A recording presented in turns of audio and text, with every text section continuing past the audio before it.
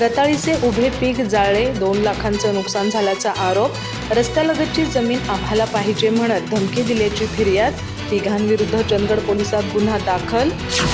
चंदगड तालुक्यातील तुडी येथे शेतजमिनीच्या वादातून रताळीच्या उभ्या पिकावर तणनाशक फवारून सुमारे 2 लाख रुपयाचे नुकसान केल्याचा आरोप करण्यात आला आहे। या प्रकरणी उमाजी कल्लाप्पा हुलजी, कार्तिक उमाजी हुलजी आणि कल्लाप्पा उमाजी हुलजी या तिघांविरुद्ध चंदगड पोलीस ठाण्यात गुन्हा दाखल करण्यात आला आहे।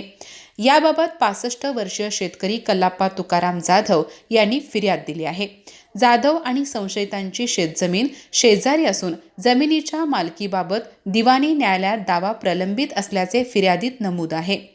फिर्यादीनुसार 11 ऑगस्ट रोजी सायंकाळी 5 नंतर ते 12 ऑगस्ट रोजी सकाळी 9च्या दरम्यान तुडिये हाजगोळी रोडलगत गट क्रमांक 831 मधील सुमारे 3 एकर क्षेत्रातील रताळीच्या वेलीवर संशयितांनी संगनमताने तणनाशक फवारले। त्यामुळे उभे पीक जळून सुमारे 2 लाख रुपयाचे नुकसान झाल्याचा आरोप आहे। दरम्यान रताळ्यालगतची जमीन आम्हाला पाहिजे असे म्हणत संशयितांनी वाद घालून शिवीगाळ केली। पोलिसात तक्रार केल्यास तुम्हाला जिवंत सोडणार नाही अशी धमकी दिल्याचाही आरोप फिर्यादीत केला आहे।